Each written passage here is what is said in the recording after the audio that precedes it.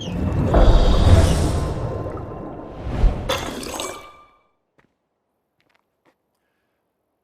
everyone. Welcome to the official Undead Labs stream. I'm your host, Joe Swarner. I am but a scurvy dog.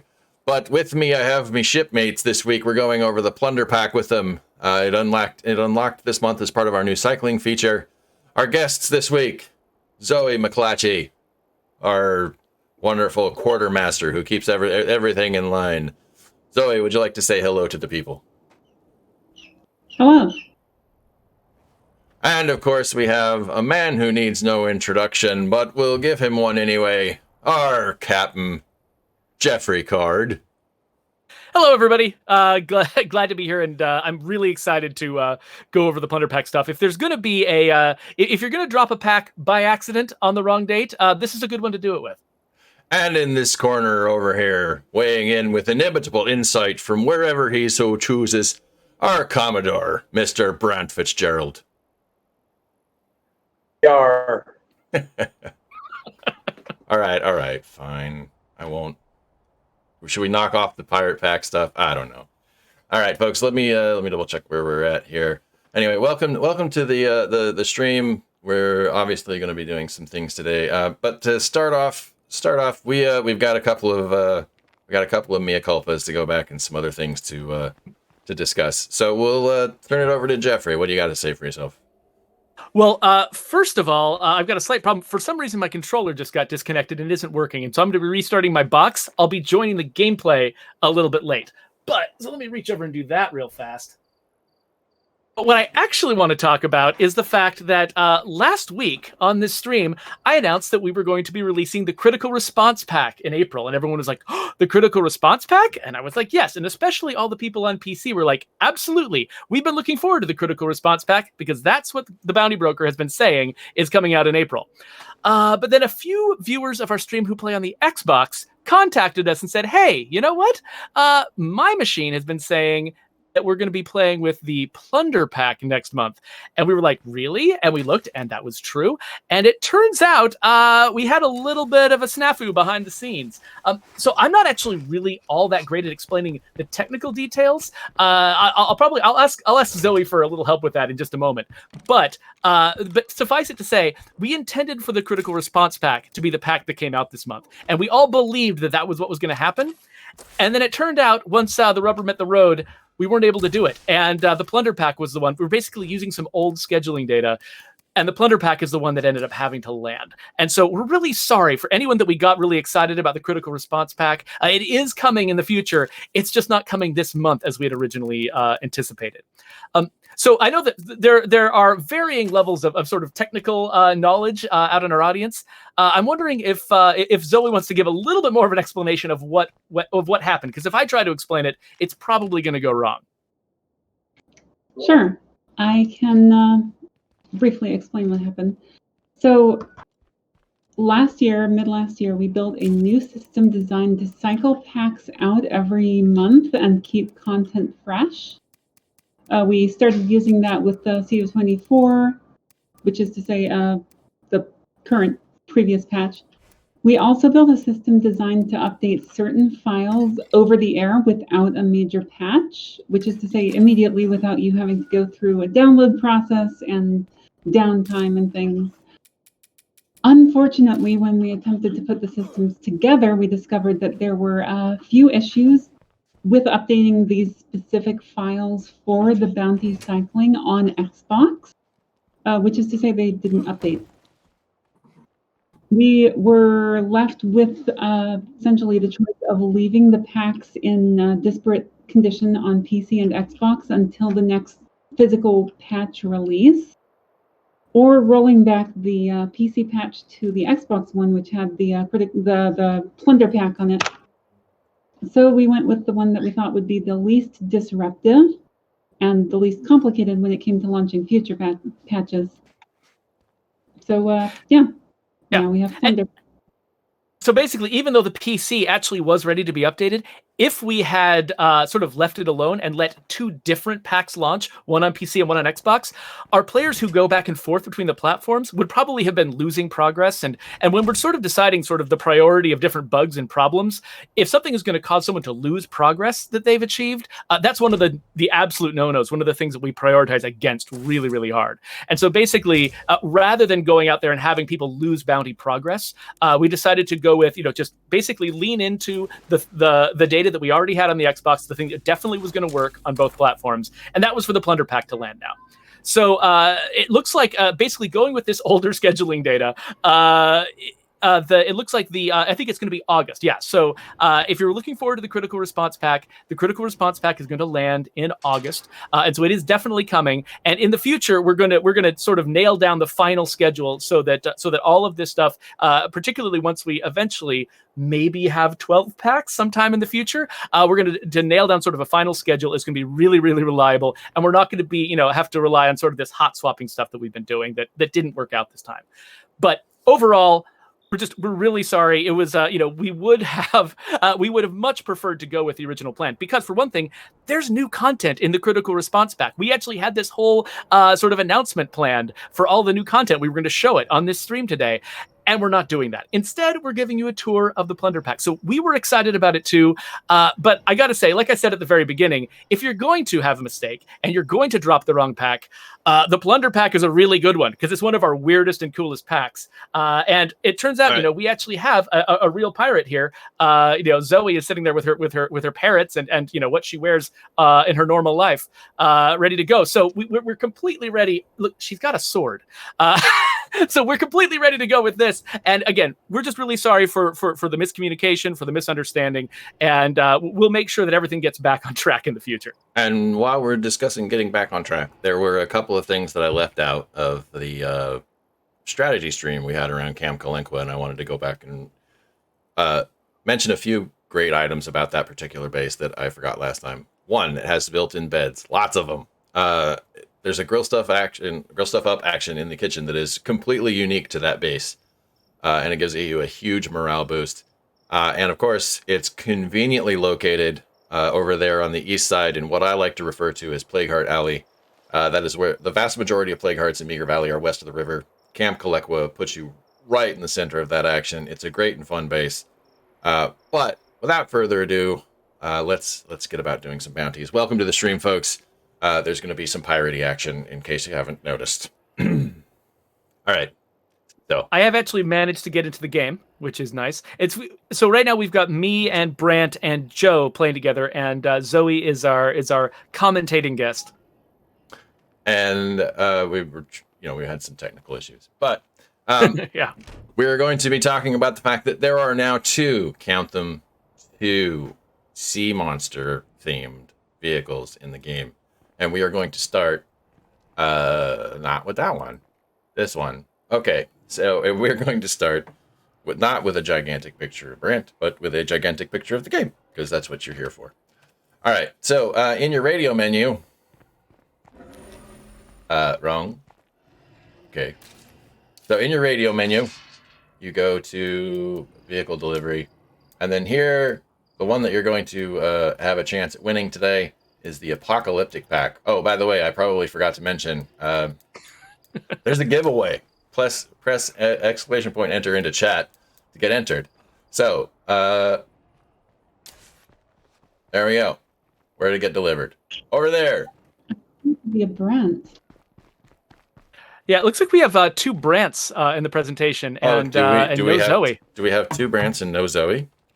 Yes, I believe that is the case. That's too many Brants. Too many Brants. Well, apparently I didn't solve any problems before we got here. If somebody wants to go get that, I'll try to fix it as soon as I can. See, I don't know. Can you mark it on the map? I'm not actually sure where it is. Yeah, I can do that. Oh wait, I see it now. I think I see where it is now. Yeah, 101 meters away. Yay, over there, behind the thing. Crap. This stuff happens. OBS is a complicated beast. It's a terrible burden. So we're gonna. So the game itself is gonna disappear for a second. Why is it? It's gonna be fine. Okay, so So while Joe is trying to solve some sort of visual problems with the presentation, basically I'll just sort of reiterate. So when we first released State of Decay 2, we had a bunch of retailer-specific packs of content that came out, with the game. Basically, so there was one for Walmart, one for Best Buy, one for I forgot what all the places were, one for Amazon. Oh, whoa! Looks like we got a Juggernaut coming in here, so that'll be happening while we talk. This is great. Well, welcome to the Dread Zone, everybody. And so those packs, now that the game is no longer really easy to find on store shelves. Ouch. Oh, Brant's getting killed. That's awesome. So now that the game is not nearly as easy to find on store shelves, those packs are really hard to come by. But we've still got codes that let you unlock that stuff. So now and then, as a special prize on the stream, we we'll give those codes away. And so yeah, so this time, if you hit ! enter in the chat, we're gonna enter you. We're going to enter you in a giveaway, and you get a chance at getting the Apocalyptic Pack, which was the Walmart one. So the Apocalyptic Pack is special because it's got actually a sea monster themed vehicle on it. So the Plunder Pack is kind of cool because it's got a bunch of, Sea of Thieves, pirate themed gear, and it's got a vehicle called the Megalodon, which is a big purple muscle car that is, it's made to look like a Sea of Thieves Megalodon, a giant sea monster, which is great. Kind of a prehistoric killer shark. okay, But the one that comes with the Apocalyptic Pack is actually the Kraken, and that's the one we're going to be driving around with today. all right. Sorry, you guys. It's probably actually fixed now. Anyway, there you go. It looks like it's fixed, yeah. It's fixed. Sorry for the technical difficulties. Yes! I'm such a That's how it noob. goes. All right, let's get in the Pallado No, since we're here. it's great. The Pallado? What? We've got... Oh, is that what this is? Is it a Pallado? I think of it as the Kraken. It is You're right, it is a Pallado. It is technically a Pallado. You want to drive, Geoffrey? The Brant... sure, I can drive. Or Brant... are we waiting for Brant? I'm currently. Well, we're gonna need Brant back dying? here. I'm resuscitating Are you dying, myself. Brant, because of that fight with the Juggernaut? Yeah, We need to go to Cache to get a Destroy Megalodon anyway. And the that's true. Megalodon Cache isn't that far away. the Megalodon will be right back here, and so I think Brant you've could already just got a come pick it. Megalodon. No, I got a Maximilian. That's true. Brant, you want to go get in the Megalodon? Oh, there you go. You can get in this one. That's cool. All right, here we go. Lights. Geoffrey, there are headlights for a reason. Oh, Yay! what? Come on. You pansies. Hey, You absolute pansies. Oh, I know that we're playing in Dread, but totally. Anyway, so this is the vehicle that you could win, everybody. And then when we're talking about the let's see how much. Oh yeah, I've got enough influence. All right, so let's talk about the bounties. All right, let's order up a Megalodon, and now it's back at our base, so we have to go back. I've only got 2 bounties left to do, but they should be pretty easy. If you guys need to grab any more. which ones are you doing? I've got Yeah, grappling and blowing up armored Zeds with explosives. Okay, so what all kinds of stuff are in this pack that players can unlock? We've got everything that a modern pirate needs. You've got a bilge rat shovel, so that you can beat things to death. You got a dead man's cutlass, so you can cut things to death. You've got a spyglass rifle, so you can shoot them from far. And you got a Sea Dog blunderbuss. Of course, you got pirate-themed clothing. You've got the Buccaneer bandana, which you see me wearing. You've got the pirate jacket, which I'm not wearing that at the moment. And then, of course, there's the naval tricorn and the Kraken hoodie. Yeah, the Kraken Grappling hoodie is not awesome. part of this pack. The what? I can the tricorn. Grappling is not part of this pack.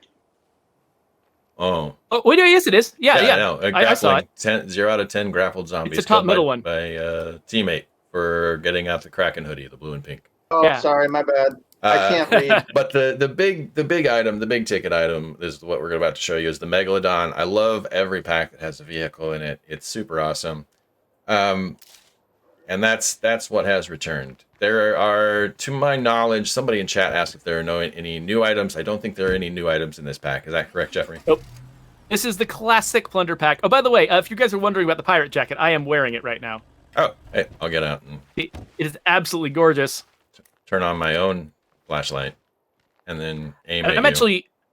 I'm really excited to sort of re-earn the spyglass rifle and the blunderbuss because they're some of our coolest looking guns in the game. They have this, like, they basically look like somebody took, like, you know, sort of a pretty decent modern gun and then modded it like a Sea of Thieves fan to look like Sea of Thieves weapons, which is great.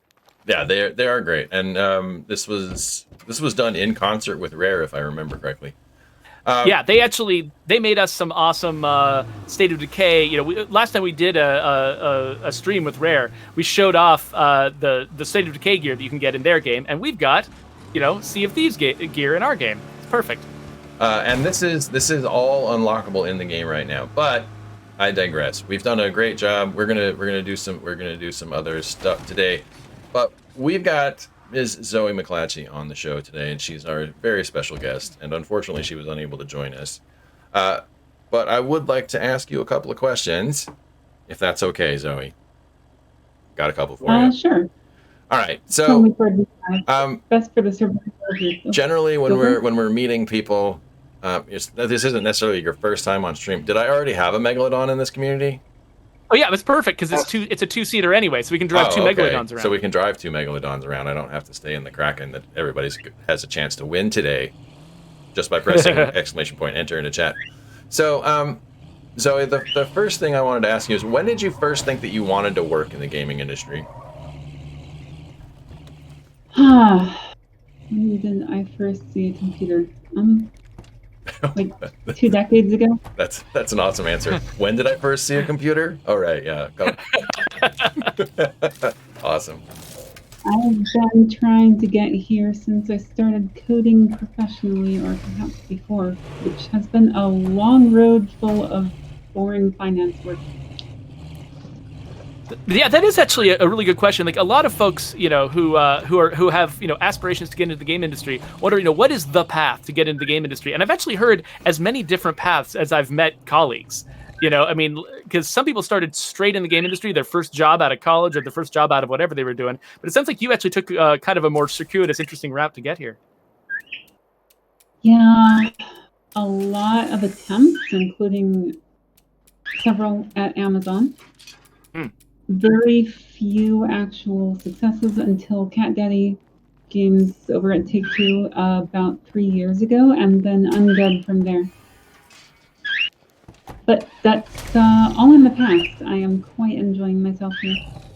Yeah, we're really happy to have you. Zoe has done some of the most interesting work that we've released recently. Like, if you guys remember the riding shotgun update, sort of the star feature in that was the shotgun upgrade that Zoe did. She also upgraded the Clio attachments, the Clio mods that you can add to your weapons. And those are just some of the more easy to see things that's always been working on. Unfortunately, we can't tell you most of the things that she's been working on lately because we haven't announced a lot of our upcoming update stuff. Wait, we have upcoming updates, Geoffrey? Oh, we always have upcoming updates. I kind of complain about this sometimes, but every time we release an update, somebody tries to be clever and say that that Undead Labs is done. This was the last update. They're never updating the game again, and those people are always wrong. So far, they've never been right. We've always got updates in the future. The thing is, it takes some effort before we get to the point where we're actually ready to share it with the audience. Like, we have to, make sure that we've dotted the I's, crossed the T's, things are ready to show, things are solid. We're not going to, suddenly find out that they're a bad idea and have to cut them. And so to get to that point sometimes takes a while. So we're not quite ready to share what we're working on yet, but that stuff totally exists. Nice. And we're going to be able to share it sometime soon. All right, Zoe, follow-up question. So you said it like the first time you ever saw a computer. Was there any particular inspiration, like a game or a person or other event about the computer? Or was it just like, you're like, I want to work on these things forever and ever and ever? It's my dad, actually. Right to on. some extent. He introduced me and a couple of my brothers to Borland Delphi. And we made a couple of simple video games with that. Not much to write home about, basically just moving some shapes around the screen, but I was 10. That's a lot for a 10-year-old. Yeah.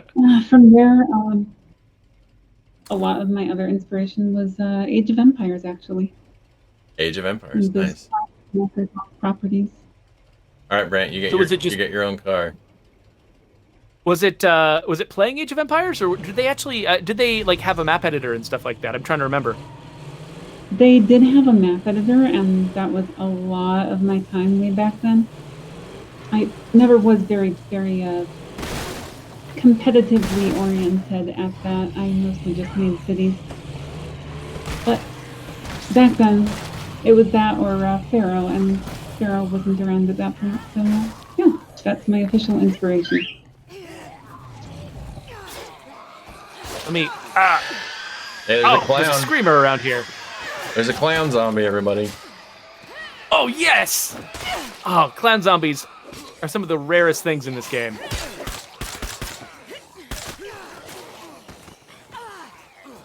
There you go, Java. So you'll notice that we are, in order to get this plunder pack bounty, we're doing the thing where some of us will grapple a zombie, and the other one will kill the zombie, and that's how you get that. Oh, I think we just got it, didn't we? We did. That's how you get that bounty. We got it. So you don't actually need to have any friends in order to get that bounty. In fact, normally, given my social situation, I don't usually get it with friends. Instead, you can also get it with AI. If you bring an AI character with you, you can. If you grapple a zombie, they will do everything they can to try to kill that zombie. So you don't need to play in co-op to get that bounty. You can do it with a follower. Or for those of us who really don't like having followers, you can just do it during a siege, and you can wait for your friends. Or you can go to you can make a lot of noise at a friendly Enclave's house. And they won't. Oh, that'll work too? They won't. I hadn't tried it with Enclave. They won't hurt you too badly. Okay, so wait, well, you already answered that one, so we'll skip on to the next one. So, actually, real quick, Joe, there's a question in the chat for Zoe. Okay, go ahead. MRD Gaming wants to know what Zoe's favorite game and/or game genre is. Game genre is city builder for the most part, although I've been enjoying a few. Sorry, there's a bird on my head. A few jaunts into the survival game genre and things like Subnautica. Ooh, yeah. Subnautica's a good game. Recently, I have gotten a lot of enjoyment from Monster Hunter Rise.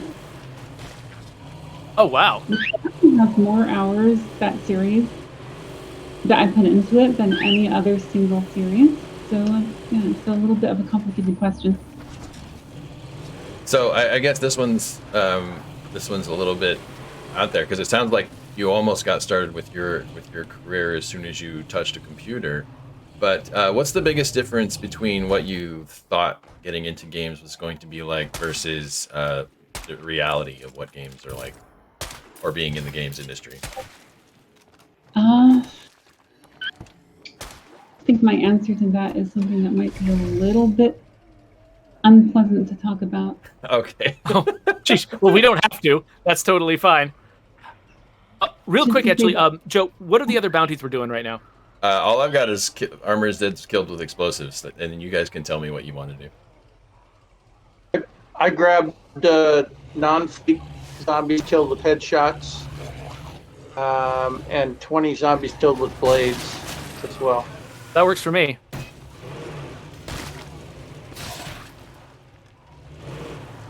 Sorry, Zoe, I didn't mean to ask a possibly unpleasant question there.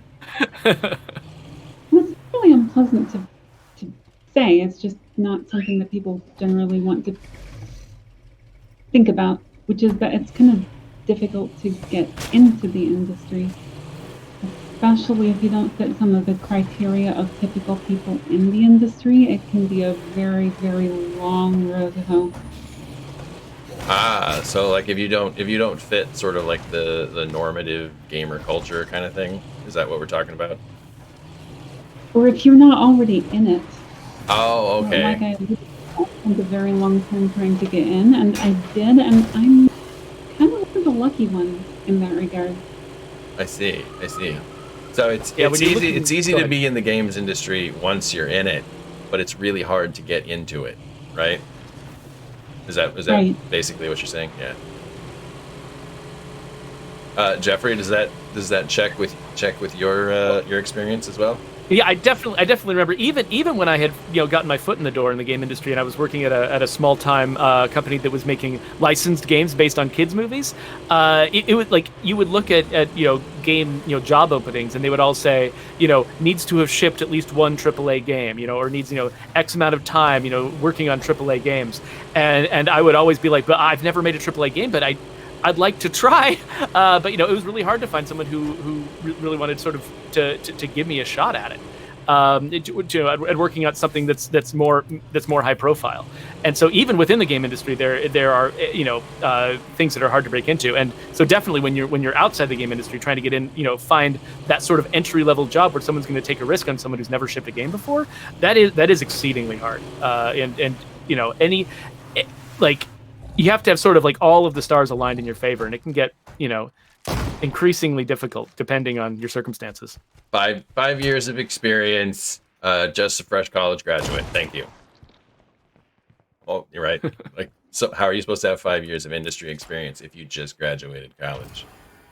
One of the best things that some of the newer college programs do is they will have you spend the entire career in college making and shipping games, and they're college games, and a lot of them are either only shared with as part of people's portfolios, or maybe they'll be given away free on Steam or something like that. But you make real games and you've got something to show for it for yourself, which is it's definitely a lot harder to get your first entry level job without that.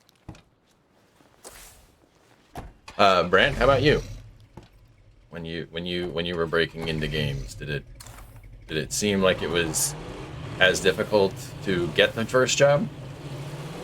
Well, I mean, I had already gone through like 30 different careers by the time I got to games. It was pure luck. I was preparing for a career in graphic design because that was the only place I thought people with illustration skills could get a job. And there's a company out here in Seattle called Humongous Entertainment that made kids games, and started up a new project, and we're looking for really cheap people to come work, and I was the definition of really cheap. So started out doing 2D backgrounds, and you just go from there. Oh, I just took out a feral. Hope you caught that on camera. oh, of course I did. We'll have to cut that out later, but All right, here we go. Interesting stuff. So you already said like the first game you remember playing, I think. So we've already gone through that question. What's your favorite zombie apocalypse game besides? I mean, it could be State of Decay too if you really want. But like, what's your favorite zombie apocalypse game? Possibly controversial, but They Are Billions was a lot of fun and fresh. Oh, They Are Billions. Especially if you're into really city good. builders. Yeah. City building. I was haven't garbage seen at that that one. game.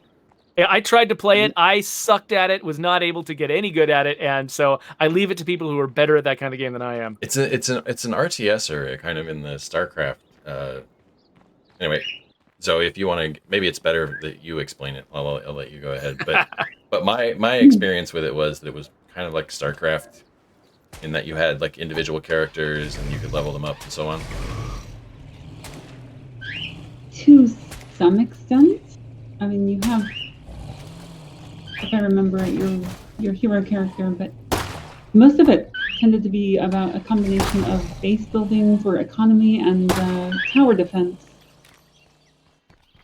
And then just defending from waves of oncoming zombies.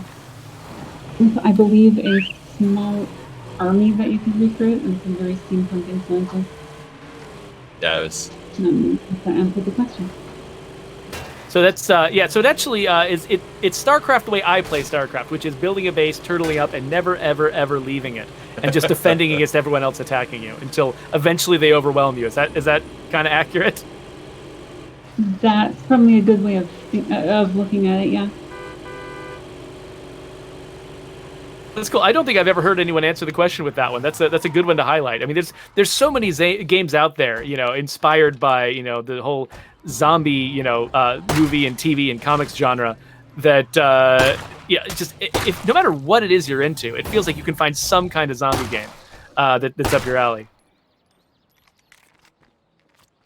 How are we doing on the headshots? 23.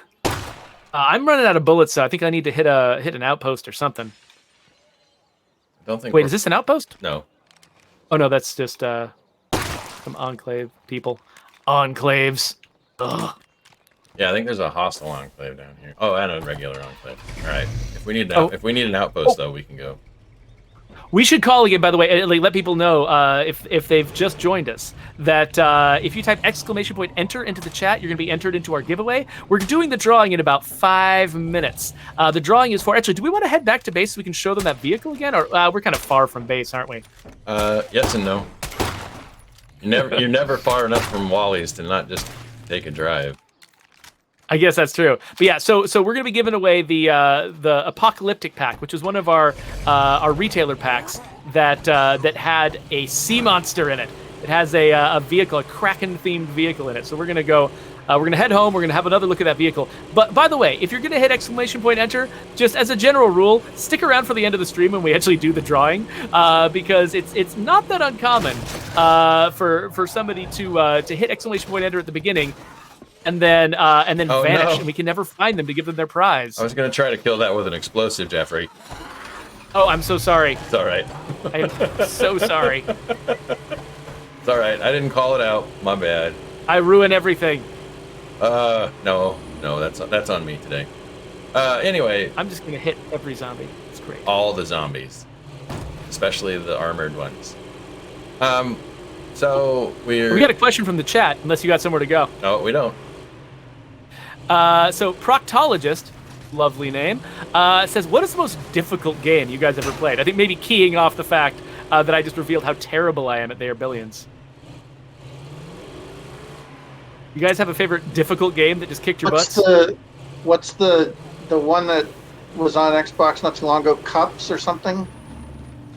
Did you say Cups? Cuphead? Oh, Cuphead! Cuphead. Yes, Cuphead. As I say, yeah, is it like that cup stacking game like the kids are doing on TikTok or whatever? No, that was ages. Was that before TikTok? I don't even know how things work anymore. I'm old. I don't even know what you're referring to, so. I guess it depends on what you mean by difficult. Like there are certain genres that I'm more adept in than others, and so like there are some games where I have to like you put me in Civilization, and I'm just. What's the lowest one? Yeah, I know what you mean. What's the lowest difficulty? I forgot what they call the lowest difficulty. Anyway, I can't even go to the second difficulty without starting to lose. I'm that terrible at those kinds of games. Like Chieftain is the lowest difficulty. Smoked on those every time because I have my cavemen with their upgraded clubs fighting tanks in like 15 minutes. Yeah. Or I'll just decide that hey, it's time to start the war, everybody, and then I start it with one person, and it looks like they're the person that's the weakest. So I'm just like, I'll try to take their territory. Everybody hates them anyway, and then everyone on the planet just decides that I need to be their enemy, and then they come and overthrow me. So it's just like, how do I grow? How do I play? I don't know. Civilization kicks my ass every time. But if we're going by ones that are in my wheelhouse, that it's probably just like the most difficult game I've ever played is probably Dark Souls. Yeah, I can't get into like Souls-like games they're in a different category for me. I can't possibly do them. Partly just because they're off my wavelength. It's like I don't think about combat the way they need you to think about combat in order for you to succeed. I like just spamming the buttons and hoping that the last thing I pushed a button for is kind of the thing that happens. And being very, very cautious and careful about the timing of your button presses is not my deal. What about you, Zoe? Is there a particular game or genre that just kicks your butt? In terms of things that I enjoy, or in terms of things that I don't? Good question. We generally try to talk about games that we enjoy. On this, I think we actually got a question from the chat asking us, what mistakes that other developers make do you avoid? And I'm like, I'm not going to talk about mistakes that other developers make. We're not here to trash talk other people. We're here to talk about stuff that we love, that inspires us. Well, I think the best answer I'd have for that would be the bullet hell sort of games, but more specifically, the only one that I've ever actually played and gotten anything out of was some of the gameplay in Hades. Oh, Hades, yeah. There are definitely a few enemies in that give you a little bit of a bullet hell type experience, aren't there? It's that sort of throwing Molotovs, or do you have to burn zombies? Oh no, I'm just you looked like you were in trouble and I got scared. that sort of Me in moment trouble, Geoffrey? Come on. Yeah, what were you saying about Hades, Zoe? It's that sort of moment-to-moment dodge-based and timing-based gameplay that I find not that easy and not that compelling, but honestly, Hades' world and story were enough to make me stick through it until I became decent. Yeah, Hades they do a good job of making you want to be good at that game because so much of it is so good. Even if you start out like not finding it very accessible, it makes you want to get good at it just because everything else about it is so great. And then if you do get into it, then yeah, I mean, for me, most of the combat was just right at my alley in terms of just how I expect combat to control in a game, and so I love that game. Okay, Zoe, if you were a State of Decay 2 character, what would be your leader type? Builder. I guess that makes sense given your love of city builder games. I want to take my community and I want to put everybody in these buildings. It'll be great. I think something for us to include some sort of base construction element, and nobody else seems quite as attached to that idea. Warbucks 2 wants to know, what the heck is that two-handed weapon with the bricks that somebody's using? Oh, that's the brick hammer. Look at the brick hammer. It's just in regular loot, right? If you keep looking around for stuff, you'll find it? You can find it in regular loot, but the easiest way to find it is to kill a plague heart. Let's see if I can find a plague heart. Oh, we just went past one. We'll go kill a plague heart. Because plague hearts are fun. Oh. All right, yeah, that sounds like it'll be a good way to kind of to wrap up the stream. It looks like we've actually got a couple of winners for the giveaway because the drawing just happened. So it looks like Clay Blanc, 1978, nice year, is one of the winners, and Traegard D is the other one. So I hope both of you stuck around because you need to chat with our mods and make sure that they know where to send. Where they know where to send the codes to give you the apocalyptic pack. So this beautiful SUV that we're driving around with right now, this is going to be yours if you're actually there and you and you chat with our mods. So if for some reason they have trouble reaching you, send an email to I believe it's social at undeadlabs.com. All right, here we go. In. Double check. Okay, nothing. I just realized I have 5 bullets left, so I'm not going to be extremely helpful. We don't need bullets. Where we're going, we don't need bullets. Oh, we do because there's a feral in here, and a what? Oh, and a bloater, I think. Yeah, I already got the bloater. Don't worry about it. Okay, yeah, you totally did. Although I did kind of injure myself. Oh, there's another one. Got him. There we go. Nicely done. So anyway, it usually will show up here where the melee weapon is. It frequently drops as part of what's in the plague hearts. So yeah, it did not this time, however. So disappointment. What did you get this time? This time I got an ultralight axe. Oh, nice. I like that I'm one. gonna take the It's a nice. plague That's the one samples. that's bright green, right? Yeah, it's nice. It's bright green and it's 1 pound, so it is really super ultralight. But anyway, take the that. brick hammer is, to my knowledge, it's the lightest. I might be wrong, but to the best of my knowledge, it's the lightest of the heavy weapons.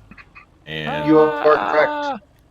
and weighing it at a wonderful 8 pounds, it's a great way to take out plague hearts. Although, you know, there are others that are more powerful, and not. I think the coffee can mace is overall the best, but if you're in a pinch, the brick hammer is pretty decent. Oh, hey. By that's the a way, good- we did just. Oh, did you have something to say, Brant? I was just going to say that's a good question. Is the coffee can mace the only way to get it to build it, or can you find that one too? The only way to get the I'm actually coffee not can sure. mace is to build it in the forge, which means you need somebody who has metalwork. That makes a lot of sense. So we did just bump into a bloater that we had to deal with over in the over by that plague heart. And actually, one of the things that Zoe has been working on, kind of behind the scenes, is the issue with for a long time we had a big problem with bloaters spawning just right in front of your car as you're driving around, and we've made some progress on that. I think Zoe, you wanted to chat a little bit about sort of where that thing stands. Is that right? Yeah, just to mention that we have seen a couple of the YouTube videos where a car suddenly spontaneously explodes in bloater blood, and I did track down where that was coming from, and it turns out that under certain circumstances, when a bloater explodes, it would just look for a player in a car and give them a big dose of bloater gas in their car. I have changed that.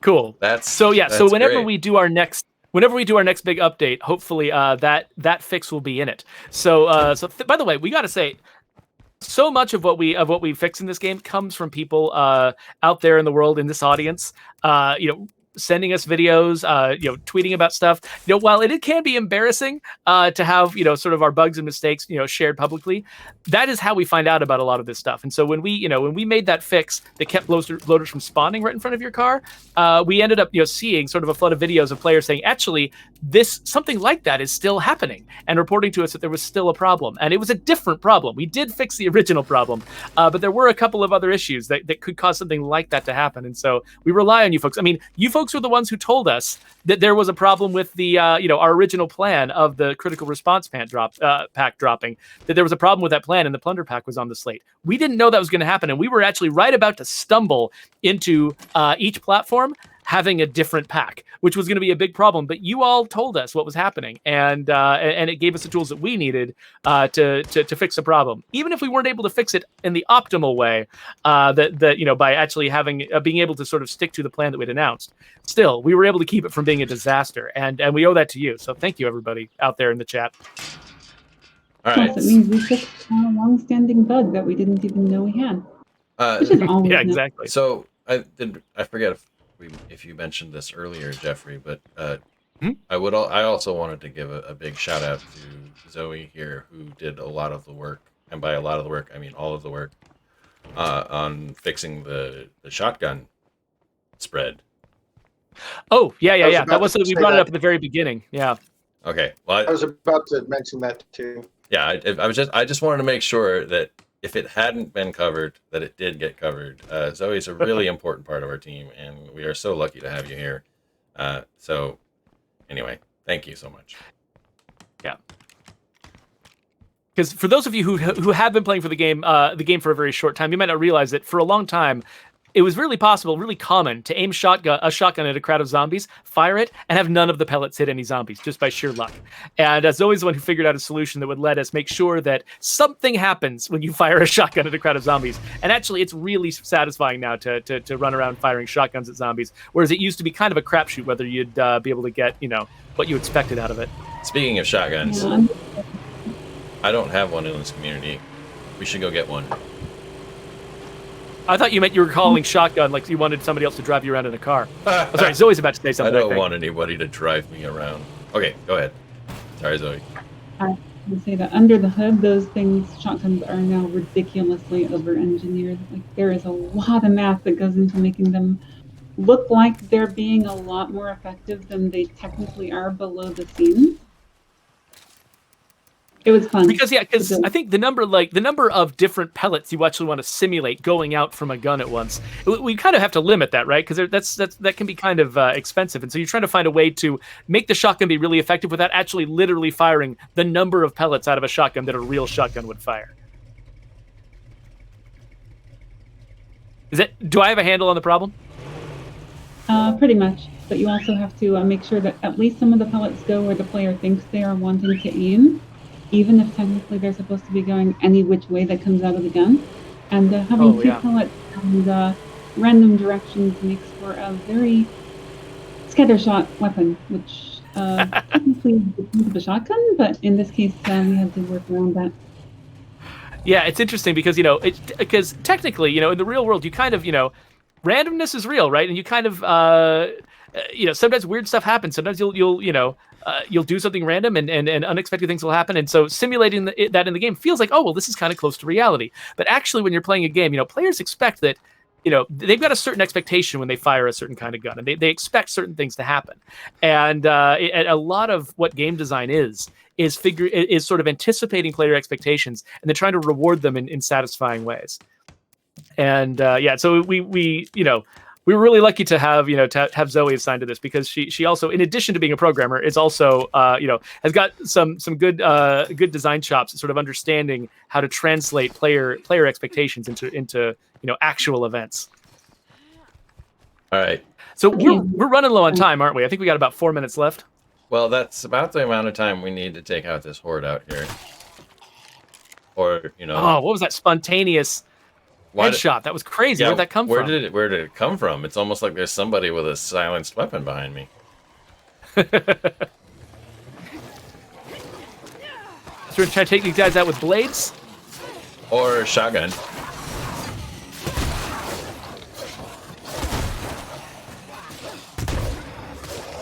Ow, floater. Oh.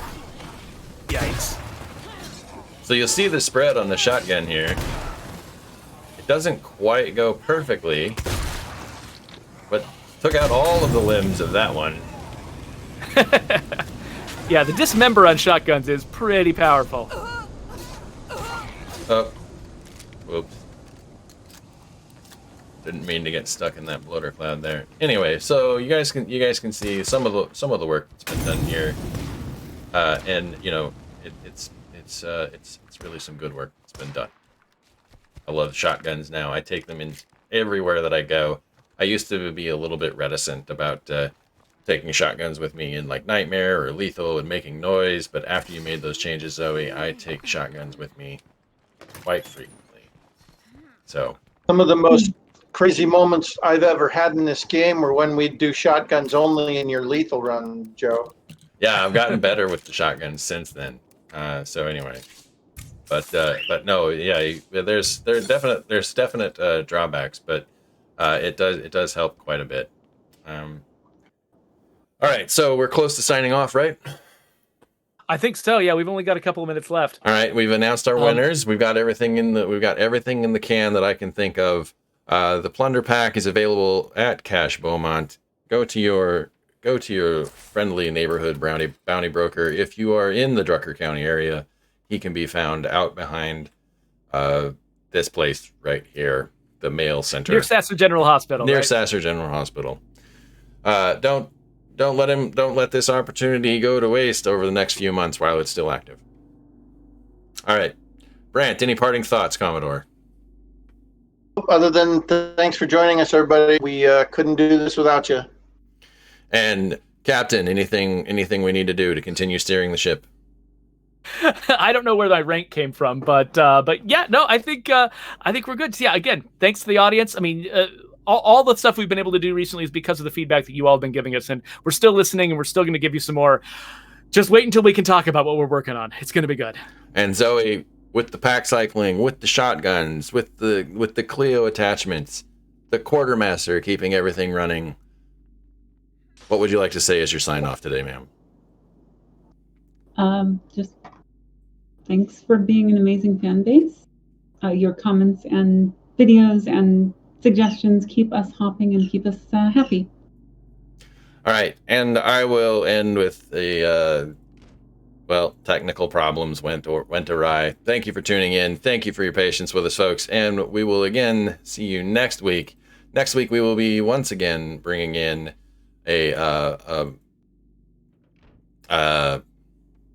member, a member of the UL team, and Geoffrey will be hosting, and I will try to have better words in the future. Anyway, thank you very much. And as if it's not already awkward enough, here's your awkward sign off, everybody. Oh, what's this going to look like? I can't see it yet because of the delay. April Showers. Join us next week as we introduce another new member of our team. Let's welcome them with a big turnout next week.